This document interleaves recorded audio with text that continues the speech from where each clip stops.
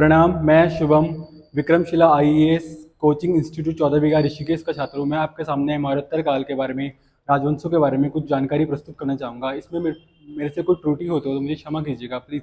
सबसे पहले आते हैं शुंग वंश। 185 ईसा पूर्व से 75 ईसा पूर्व शुंग वंश की स्थापना मौर्य सेनापति ब्राह्मण सेनापति पुष्यमित्र शुंग ने अंतिम मौर्य शासक बृहदत्त की हत्या करके की थी। इनकी उत्पत्ति के बारे में जानकारी निश्चित नहीं है, लेकिन संभवतः ये उज्जैन के निवासी थे, जहाँ ये इनके पूर्वज मौर्यों की सेवा करते थे।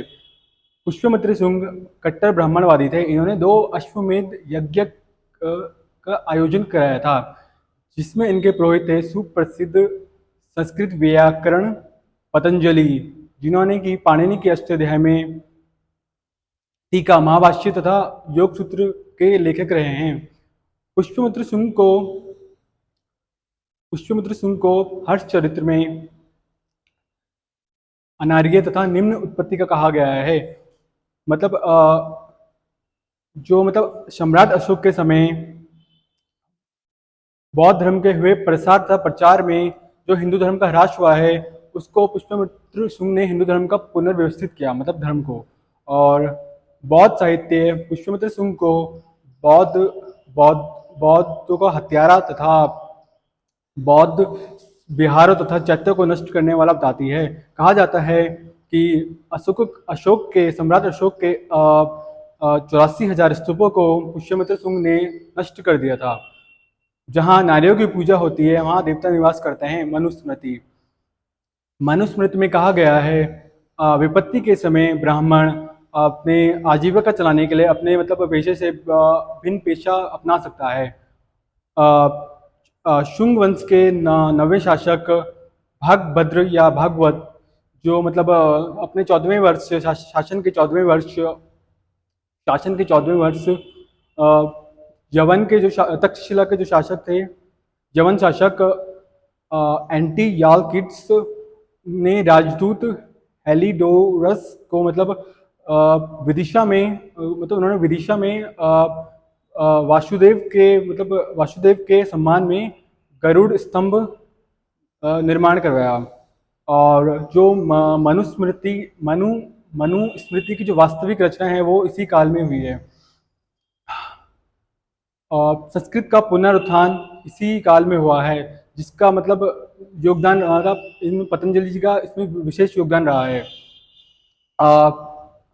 हेलिडोरियस के गरुड़ स्तंभ से हिंदू धर्म के प्रथम प्रशस्त्र का पता चलता है। इससे पता चलता है कि भागवत धर्म का उदय हुआ है इस काल में। और भगवान वासुदेव, भगवान श्री कृष्ण की उपासना का भी सब वो उदय पता चलता है इस काल में, शुंग काल में। शुंग काल में विदिशा है ना, विदिशा का सांस्कृतिक और राजनीतिक महत्व बहुत बड़ा है शुंग काल में। शुंग काल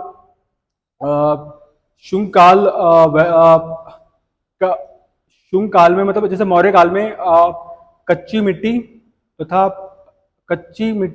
ईंट के वो बनते थे, महल जो भी वो बनते थे, महल बनते थे। मगर इसमें शुंग काल में पाषाण कालीन युग का बनता था। और कनिंगम मौधे ने 1873 में भरहुत स्तूप की खोज की, पता लगाया। इसमें पता लगता है कि वेस्टनी तथा तोरण द्वार शुंग कालीन थे। अब हम आते हैं कण्व वंश में। कण्व वंश की स्थापना अंतिम वासुदेव ने की है। इन्होंने कैसे की है? हर्षचरित में लिखा गया है कि अंतिम जो शासक थे, शुंग शासक देवभूति, उनकी हत्या करके की गई है। वो सचिव है, कौन? वासुदेव जी सचिव है, उन्होंने उनकी हत्या करके की है देवभूति की। कण्व वंश की स्थापना। कण्व वंश के प्रथम शासक वासुदेव हैं, जो 9 वर्ष तक शासन किया। इसके बाद आते हैं भूमिपुत्र नारायण सुशर्मा, तो जिन्होंने 14, 12 और 10 वर्ष तक शासन किया क्रमशः। और अब जो अंतिम शासक है सुशर्मा, उनके हत्या करी है आंध्र भृत्यों ने, आंध्र भृत्य शिमुक ने उनकी हत्या करी है। तो इसके बाद आते हैं हम आंध्र सातवाहन वंश में। पुराणों में कहा गया है, पुराणों में इन्हें आंध्र सातवाहन वंश को आंध्र भृत्य या आंध्र जातीय कहा गया है। इस वंश की स्थापना शुमुक ने की है, जिन्होंने मतलब जिनकी जो निवास स्थान है वो महाराष्ट्र का प्रतिष्ठान माना जाता है। पुराणों मत्स्य पुराण, वायु पुराण मतलब इसके इतिहास के लिए उपयोगी है, मतलब आंध्र सातवाहन वंश के लिए। इसके बाद आते हैं, इनके प्रथम शासक है सातकर्णी, जो मतलब महान शासक हुए, और ये पुराणों में इन्हें भगवान श्री कृष्ण का पुत्र भी कहा गया है। इन्होंने 2 अश्वमेध यज्ञ किए हैं और 1 राजस्व यज्ञ किया है, और यज्ञ किया है। इनकी जो मतलब इनकी जो महानता का पता चलता है इनकी नायिका के लेख से पता लगता है, अभिलेख से, जो कि नासिक में है। सातकर्णी सातकर्णी मतलब उन्होंने रजत मुद्राएं चलाई, मतलब कैसी, उन्होंने मालव शैली की मुद्राएं चलाई तथा रजत मुद्रा में अपनी पत्नी का नाम उत्कीर्ण कराया सातकर्णी ने। सातकर्णी एक महान शासक रहे हैं। और इसके बाद आते हैं हाल में। जैसे सातकर्णी युद्ध में प्रसिद्ध थे, वैसे हाल शांति के लिए प्रसिद्ध थे। ये एक कवि थे और तथा कवियों और तथा विद्वानों को मतलब संरक्षण करते थे, मतलब अपने राजसभा में रखते थे। हाल ने एक हाल ने मुक्त काव्य, मतलब एक प्रेम काव्य है, गाथा सप्तशती की रचना की है, मतलब प्राकृतिक भाषा में है। इसे मुक्त काव्य कहा गया है। हाल हाल की राज्यसभा में वृत्त कथा रचिता गुडास्य पेशाची प्राकृतिक में तथा कातंत्र कातंत्र संस्कृत व्याकरण के लेखक, जो संस्कृत में है मतलब के लेखक मतलब निवास करते थे। अब आते हैं गौतमी पुत्र सातकर्णी में। गौतमी पुत्र सातकर्णी 23वें शासक है, जो मतलब महान शासक है आंध्र सातवाहन वंश के। इन्होंने कहा, अपने आप को एकमात्र ब्राह्मण कहा तथा शकों को हराया और क्षत्रियों का दर्प चूर किया। सातकर्णी प्रथम मतलब सातकर्णी वशिष्ठ पुत्र सातकर्णी की मतलब सैनिक विजय का पता उनकी माता के बलश्री, माता गौतमी बलश्री के नासिक अभिलेख से पता चलता है। गौ जोगल लंबी जोगल थम्पी वृद्धभान, जो कि मतलब छैरात वंश के नहापान शासक के मतलब रजत मुद्राएं, जो मतलब 8,000 रजत मुद्राएं मिली हैं, उन्हें मतलब सातकर्णी गौतमी पुत्र सातकर्णी ने दोबारा ढलाया है। इससे ये पता लगता है कि मतलब इन्होंने इसको हराया था, युद्ध में हराया था नहपान को। और इन्होंने मतलब जो सातकर्णी है, गौतमी पुत्र सातकर्णी, इन्होंने वेंकटक नामक नगर बसाया, इसलिए इन्हें वेंकटक स्वामी भी कहा गया है। और इन्होंने बौद्ध तथा मतलब ब्राह्मण तथा बौद्ध भिक्षुओं को मतलब भूमि दान करते थे, जिसमें इन्होंने बौद्ध अजकालिये तथा काल्य के भिक्षु संघ को कार्जक क्षेत्र मतलब इन्हें दिया है, दान पे दिया है। और आप सातकर्णी प्रथम, सातकर्णी मतलब वशिष्ठ पुत्र सातकर्णी ना, वशिष्ठ पुत्र पुलमावी यह गौतमी गौतमी सातकर्णी की पुत्र हुए। इन्होंने आंध्र को जीता है, इसलिए इन्हें आंध्र सम्राट भी कहा गया है। इन्हें दक्षिणा पथेश्वर भी कहा गया है तथा पुराणों में इन्हें पुलेमा भी कहा जाता है। इन्होंने अपनी राजधानी अमरावती मतलब गोदावरी नदी के किनारे प्रतिष्ठान को बनाया इन्होंने भी। और जो अमरावती में जो लेक मिलते हैं ना, पूरे प्राचीन लेक, मतलब सात वाहनों के सबसे ज़्यादा लेक इन्हीं के मिलते हैं, मतलब पुलमावी के, वशिष्ठ पुत्र पुलमावी के। और अब हम आते हैं उसके बाद जग श्री सातकर्णी में। यह इस वंश के अंतिम शासक हैं तथा इन्होंने शकों के जो जीते गए क्षेत्र थे उनको मतलब वापस अपना अधिकार में लिया। इनके जो सिक्के हैं हमें गुजरात, एमपी, महाराष्ट्र और कर्नाटक से मिलते हैं।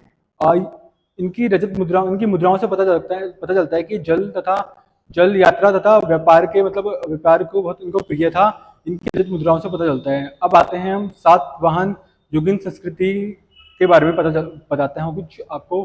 सातवाहन युगीन संस्कृति, सबसे पहले आते हैं सातवाहन युगीन संस्कृति दक्कन के दक्कन के भौतिक सांस्कृतिक स्थानीय भौतिक संस्कृति का उपादान तथा उत्तर के वैशिष्ट्य का मिश्रण मिलता है। और सातवाहन मतलब करीमपुर मतलब करीम नगर से मतलब कुछ मतलब लोहा लोहा एस्क मिले हैं, नहीं कुछ वो लोहार की दुकानें मिली है करीमनगर से। इससे ये पता चलता है कि जो सातवाहन है उन्होंने मतलब करीमनगर से वारंगल के वो प्रयोग किए होंगे, लोहा एस्क प्रयोग किए होंगे।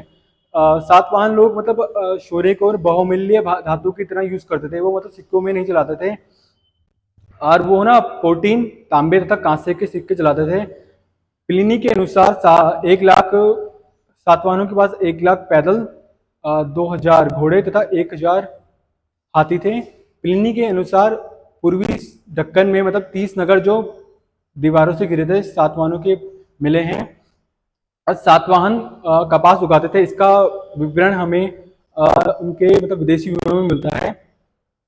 अब हम आते हैं सामाजिक संगठन। सामाजिक संगठन सातवाहन एक कबीले के लोग थे जिन्हें ब्राह्मण बना दिया गया था। जो सातकर्णी है, सातकर्णी गौतमी पुत्र सातकर्णी, उन्होंने चातुर्वर्णीय को मतलब पुनर्स्थापित किया। मतलब जो वर्ण संकर आ गया था ना मतलब समाज में, उन्होंने दूर करा, मतलब उससे खत्म करना चाह रहे थे, मतलब वर्ण संकर आ गया था। इन्होंने चातुर्वर्ण्य को पुनर्व्यवस्थित किया। और जो सृष्टि है ना वो श्रेणी का प्रमुख प्रधान होता है, और जो सृष्टि का कार्यालय होता है उसे निगम कहा जाता है। और तांबे तथा कांसे के जो सिक्के चलते हैं उनसे व्यापार होता था, मतलब सातवाहन में उसे कारशापण कहा जाता है। और गौतमी गौतमी गौतमी पुत्र सातकर्णी को मतलब आगम निलय कहा गया, मतलब वेदों का आश्रय तथा तथा अद्वितीय ब्राह्मण कहा गया है।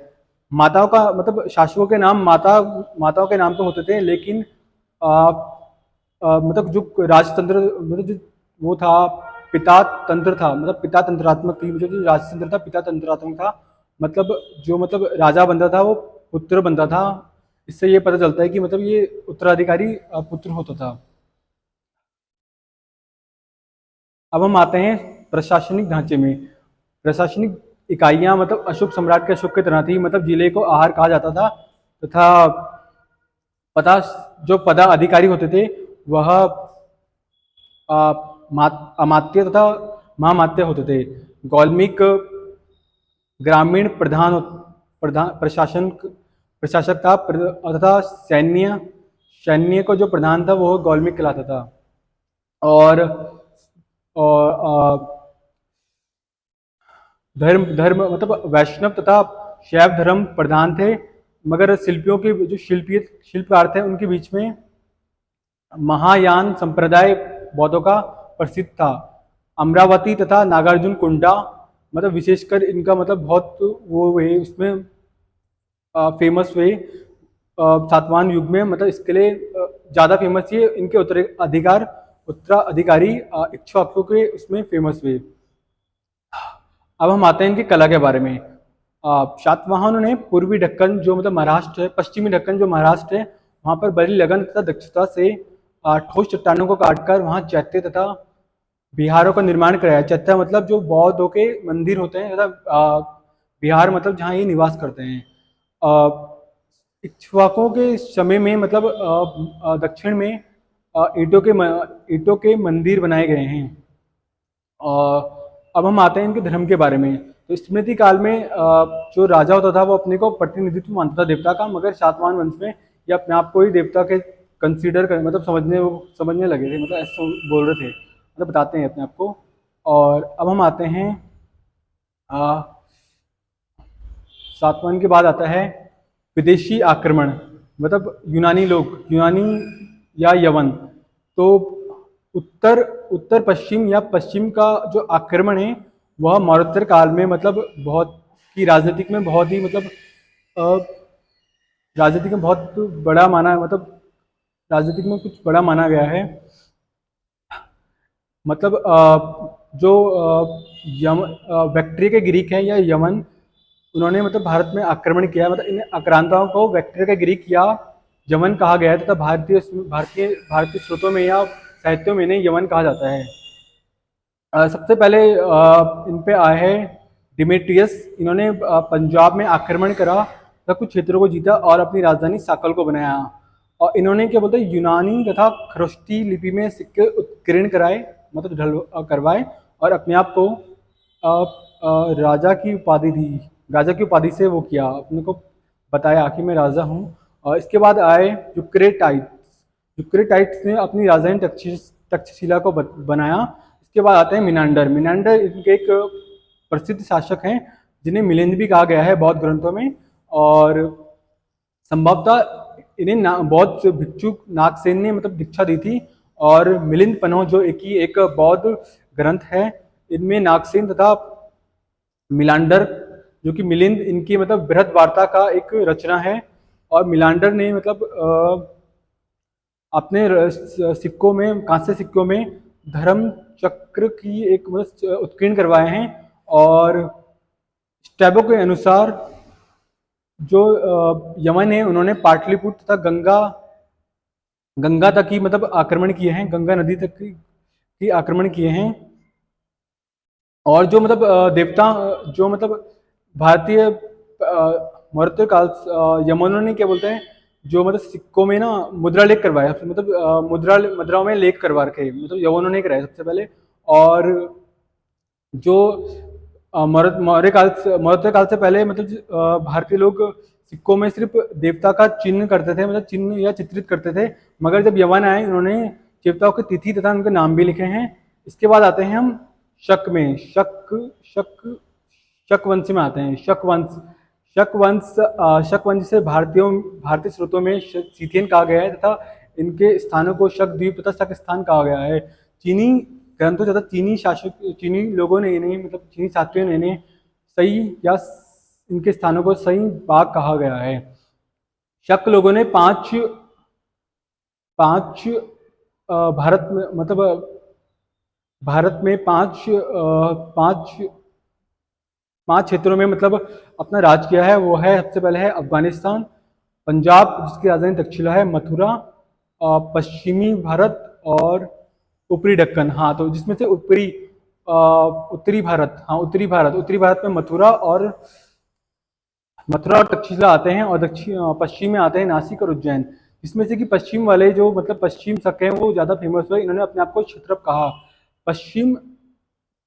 पश्चिम शक में आते हैं नासिक उज्जैन। नासिक में मतलब छह रात वंश आते हैं, जिसका राजा नहपान हुए, और तथा कारदमक वंश मतलब रुद्रदामन हुए। और इन्होंने मतलब नहपान ने सिक्के चलाए, जिसे अपने आप को राजा बताया, राजा की उपाधि धारण की। और जो मतलब रुद्रदामन है वो बहुत ही मतलब प्रसिद्ध राजा हुए शक के। रुद्रदामन ने रुद्रदामन के अंदर क्षेत्र जो आते थे, पश्चिम के आते थे नर्मदा घाटी, कोंकण, गुजरात, ऊपरी में आते थे तक्षशिला आदि क्षेत्रों में मतलब रुद्रदामन ने राज किया है। और रुद्रदामन ने क्या बोलते हैं, सुदर्शन झील जो कि गिरनार पर्वत में है, काठियावाड़ है, अर्धशुष्क क्षेत्र में है, उनका मतलब पुनर् मतलब रेनोवेशन कराया। और जो मतलब मौर्य काल में बनी थी। इसके बाद जो सबसे पहले जो अभिलेख है ना संस्कृत में, अभिलेख, क्योंकि रुद्रदामन को संस्कृत भाषा बहुत प्रिय थी, उन्होंने जूनागढ़ अभिलेख जो सबसे बड़ा अभिलेख है वो उन्होंने संस्कृत में उत्कीर्ण करवाया। और रुद्रदामन, इससे पहले जो भी मतलब लेख होते थे ना वो प्राकृतिक भाषा तथा ब्राह्मी लिपि में होते थे। और रुद्रदामन ने वशिष्ठ पुत्र पुलमामी को 2 बार हराया, मगर उन्हें निकट संबंधित होने के कारण उन्हें मतलब कुछ क्षति नहीं पहुंचाई। रुद्रदामन के बाद आता है उनके अंतिम शासक है रुद्र सिंह, जिन्हें मतलब विक्रमादित्य द्वितीय ने हराया। और इसके बाद आते हैं पार्थियन या पहल्लव। पार्थियन और पहल्लव ईरान से आए हुए लोग हैं, इन्हें पहले भारतीय स्रोतों में कहा गया है। इनके जो शासक प्रतिसाधक है वो गोंदो फर्नीस है। शक पहलव मतलब भारतीय संस्कृत में लेख में एक जगह पे मतलब शक पहलव मिलता है। इससे पता चलता है कि शक पहलव ने एक साथ मतलब राज किया है, एक ही समय में राज किया है। इसके बाद आता है गोंदो फर्नीस के बारे में। गोंदो फर्नीस इनके शासक में हैं, प्रथम मतलब प्रसिद्ध शासक में हैं गोंदो फर्नीस। तक खरोष्टी लिपि में एक तख्ते बेही अभिलेख है, उससे ये पता चलता है कि गोंडो फर्निश का नाम गुदु वैहर भी कहा गया है, मतलब खरोष्ट लिपि में है जो तख्ते अभिलेख। और इससे मतलब फारसी में बिंद फंड कहा है, जिसका मतलब है यश विजयी। गोंडो फर्निस के समय सेंट थॉमस जो मतलब ईसाई धर्म का प्रचार करने आए थे, भारत आए थे। और गोंडो फर्निस के मतलब सिक्कों में धर्मीय धर्मीय चक्र मिलता है, मतलब धर्मीय कुछ मिलता है। और जो उनके जो संस्थापक है मतलब पल्लव के, वो है मिथित्रियस, और तब प्रथम शासक इनके माउस है। इसके बाद आता है कुषाण। कुषाण कुषाण को यूची या तोचिरियन या तोखारी भी कहा जाता है। कुषाण जो कि मतलब चीनी चीनी सीमा के तुर्किस्तान के हैं। कालांतर में इनके पांच कबीले थे, जिनमें से एक कबीले ने भारत में आक्रमणीय शासन किया है। अब आते हैं कटफल्लिस प्रथम। कटफल्लिस प्रथम कुषाणों के मतलब दो दो वंशों ने भारत में शासन किया है, जो एक के बाद एक है। पहला है कटफल्लिस प्रथम। हर्मियस, यूनानी शासक हर्मियस के मतलब कुषाण जो कटफल्लिस प्रथम है, उनके जो सिक्कों में यूनानी शासक हर्मियस के फ्रंट में हर्मियस तथा द्वितीय में अपने आप को दिखाया है। इससे यह पता चलता है कि इनको यह यूनानी शासक हर्मियस के अधीन थे। और इन्होंने रोम के नकल करके तांबे तथा कांसे के सिक्के चलाए। और इसके बाद आते हैं विम कड फिशस जो मतलब इनके एक प्रसिद्ध शासक हुए। इन्होंने सिंध नदी पार करके तक्षशिला तथा पंजाब में राज किया है। ये एक शैव शैव उपासक थे। इनकी इनकी इनके इनकी मुद्रा में शिव, त्रिशूल और नंदी मतलब उत्कीर्ण हैं, मतलब मिलते हैं इनकी उसमें। और इन्होंने सबसे पहले सोने के सिक्के चलाए, मतलब जो कुषाण लोग हैं उन्होंने ही सबसे पहले मतलब सोने के सिक्के चलाए हैं, मतलब व्यापार करने में। इसके बाद आते हैं कनिष्क। कनिष्क 78 ईसा। कनिष्क इनके एक मतलब प्रसिद्ध शासक थे। कनिष्क कनिष्क ने मतलब राजतनिक से पता चलता है कनिष्क ने कश्मीर, और मणिक्याल से पता चलता है इन्होंने पंजाब, और सिंध का पता चलता है इनका गांधार का पता चलता है। हाँ चीनी चीनी ग्रंथों से इनका गांधार का पता चलता है, और पंजाब का मणिक्याल से अभिलेख से, और सही बाग से इनका पता चलता है सिंध का। कि अभिलेख से इनका पता चलता है कि इन्होंने यहाँ राज किया है। कनिष्क दो चीज़ों से फेमस हुए, एक है इनका शक संवत जो भारतीय भारतीय शासन द्वारा अभी भी यूज किया जाता है। दूसरा है इन्होंने बौद्ध भिक्षुओं को मतलब बौद्धों को खुले हृदय से संप्रेषण तथा संरक्षण प्रदान किया है। और इन्हीं के समय में चौथी बौद्ध संगति हुई जो कश्मीर में हुई, कुंडलन ग्राम में हुई, जिसके जो अध्यक्ष थे विश्वमित्र विश्वमित्र वसुमित्र, हाँ वसुमित्र थे। और इन्होंने कनिष्कपुर बसाया, कश्मीर में कनिष्कपुर बसाया। और कनिष्क कनिष्क ने अपनी राजधानी दो राजधानी रखी, एक है पेशावर, एक है मथुरा। और कनिष्क समय में मथुरा तथा प्रशासन के लिए वाराणसी फेमस है। कनिष्क ने पाटलिपुत्र पर आक्रमण करके वहां से बौद्ध बौद्ध भिक्षा अश्वमेध दार्शनिक दार्शनिक दार्शनिक हाँ दार्शनिक अश्वघोष को तथा भिक्षा बुद्ध बुद्ध का भिक्षाटन अर्थात एक कुक कुक तट को मतलब वहां से ले लिया। और अशोक के समय नहीं कनिष्क कनिष्क कनिष्क कनिष्क के बाद आते हैं हुविष्क। हुविष्क ने अपनी राजधानी पेशावर से हटाकर मथुरा कर दी। इनके मतलब सिक्कों में ना शिव, उमा, वासुदेव, भगवान वासुदेव और मतलब मिलते हैं। और इनके अंतिम शासक में वासुदेव जो मतलब शैव वैष्णव थे, मतलब वैष्णव थे। और विश्व के मतलब अब आते हैं इनके राज्य व्यवस्था के बारे में। तो मतलब मौर्य काल में मतलब विकेंद्रीकरण को प्रवृत्ति को नियंत्रित करने के लिए उनपे ना मतलब प्रवृत्ति को नियंत्रित करने के लिए देवी तत्वों को समाविष्ट करने की प्रवृत्ति अपनाई गई। और कनिष्क के समय मतलब जो पाषाण लोग हैं, कुषाण लोग हैं, उनके समय ही ना मतलब वो मिलता है एक द्वैध शासन विचित्र प्रथा मिलती है राज्य व्यवस्था में। और कनिष्क ने मतलब प्रथम अंतर्राष्ट्रीय साम्राज्य की स्थापना की। और महादंडनायक तथा महादंडनायक पद अधिकारी किसी अभिलेख से मिलते हैं इनके। और इसके बाद आते हैं व्यापार के बारे में। व्यापार व्यापार की आर्थिक रूप से व्यापार व्यापार तथा वाणिज्य की उन्नति तथा विकास इनका मतलब एक उज्जवल पक्ष रहा है। और सबसे बड़ी बात यही है कि मतलब आर्थिक जीवन की इनकी सबसे बड़ी विशेषता ये रही है मतलब इस काल की कि मतलब जो पश्चिमी नहीं पाश्चात्य विश्व तथा मध्य एशिया से जो मतलब वो रहा है ना इनका एक अ, घनिष्ठ घनिष्ठ व्यापार संघ की स्थापना हुई है मतलब इस काल में। और जो भड़ोच है मतलब एक फेमस बंदरगाह रहा है इनका मतलब व्यापार का। और अ, नाविक हैं जो मतलब ग्रीक नाविक है हिप्पालस, इन्होंने मतलब मानसून हवा के बारे में बताया जिससे कि जो समुद्री व्यापार है इसमें आसानी मिली है।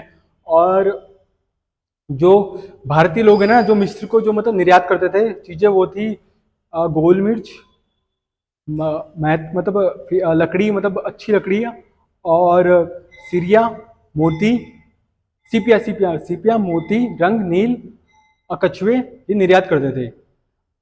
इनका जो बंदरगाह थे अरब सागर की तरफ था, बंदरगाह अरब सागर की तरफ तरफ था। और जो मतलब इस काल का सबसे महत्वपूर्ण रहा है वह मुद्रा मुद्रा मतलब सोने की मुद्राएं या मुद्रा का प्रचलन इस व्यापार में सबसे महत्वपूर्ण रहा है। इसके बाद आते हैं हम जो मतलब तक्षशिला रही है ना वो तक्षशिला तक्षशिला सभी दिशाओं से आने वाले मतलब जो भी आने वाले मालों को संग्रहण के लिए मतलब वो रही है, एक तक्षशिला एक क्षेत्र रहा है मतलब कहीं भी दिशा से जो माल आएगा वो संग्रहण के लिए रहा है तक्षशिला। और अ, एक यूनानी नाविक हैं जो मतलब अज्ञात हैं, उन्होंने एक एथ्रियन एथ्रिन ऑफ दी नहीं नहीं नहीं सिथिस हाँ पेरीप्लस ऑफ दी एथ्रियन सी मतलब रचना में बताया कि गोल मिर्च निर्यात होती थी मतलब भारत से मिस्र को ना नवम को मिस्र को हाँ मिस्र को होती थी। वो होते थे मतलब गोल मिर्च। और ना प्लिनी ने दुख प्रकट किया है मतलब जो रोम से प्लिनी ने दुख प्रकट किया है जो रोम से जो भारत आ रहा था ना सोना उसके लिए प्लिनी ने दुख प्रकट किया है। अब हम आते हैं वाणिज्य व्यापार व्यवसाय के बारे में। तो शिल्पी जो लोग थे ना शिल्पकार थे वो ना मौर्य के समय मतलब नियंत्रित थे मौर्य शासकों के अंदर। मगर जैसे मरणोत्तर काल आया ये मतलब खुले हो गए मतलब एक तरीके से नियंत्रण से मतलब हट गए। और व्यापार में मतलब मुद्राओं का बहुत प्रचलन हुआ इसमें। और गांधी को जो मतलब इत्र बनाते थे उनको दाता के रूप में बताया गया है। इसके बाद आता है हम समाज के बारे में, समाज एवं धर्म के बारे में। तो धर्म मतलब बौद्ध धर्म रहा है मतलब मरणोत्तर काल में बौद्ध धर्म का बहुत वो रहा है क्योंकि बौद्ध धर्म में बहुत ही मतलब बौद्धों का मतलब वो रहा है बौद्ध भिक्षुओं का क्योंकि जिस हिसाब से इन्होंने मतलब बौद्धों को भूमि दान की है इससे पता चलता है कि बौद्ध बौद्ध धर्म का ज़्यादा वो रहा है मतलब फेमस रहा है। इसके बाद हम कला के बारे में, जो कला है कला कुषाण कालीन कला कला बौद्ध शैली की है मतलब इसका आधार है बौद्ध शैली है। इसमें दो कला आती है जो बहुत ही फेमस है वो है गांधार कला तथा मथुरा कला। तो गांधार कला में मतलब यूनानी तथा बौद्ध बौद्ध शैली मिलती है। और जो विषय वस्तु है ना गांधार कला की वो बौद्ध बौद्ध शैली है तथा जो मतलब निर्माण है वो यूनानी मिलता है। आज जो बौद्ध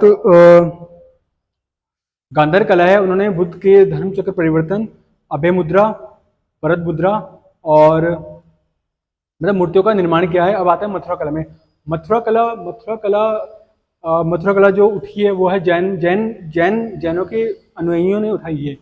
और मथुरा कला में धर्म निष्क्रमण,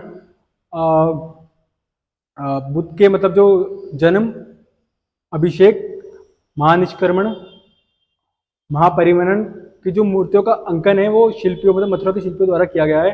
और अभय मुद्रा, भूस्पर्श मुद्रा और मतलब वो मथुरा कला में मतलब की मूर्तियों ने निर्माण मतलब मथुरा की चूंकि मूर्तियों का निर्माण है मथुरा कला में भी हुआ है। और जो मथुरा कला है वह एक आध्यात्मिकता तथा भावुकता में मतलब से मिली है। और जो मथुरा कला है भरूच तथा सांची के स्तूपों के निकट है, मतलब कला के निकट है। और जो मथुरा कला है वो आदर्शवादी है तथा गांधार कला यथार्थवादी है। धन्यवाद। अगर मुझसे कोई त्रुटि हो तो मुझे क्षमा कीजिएगा।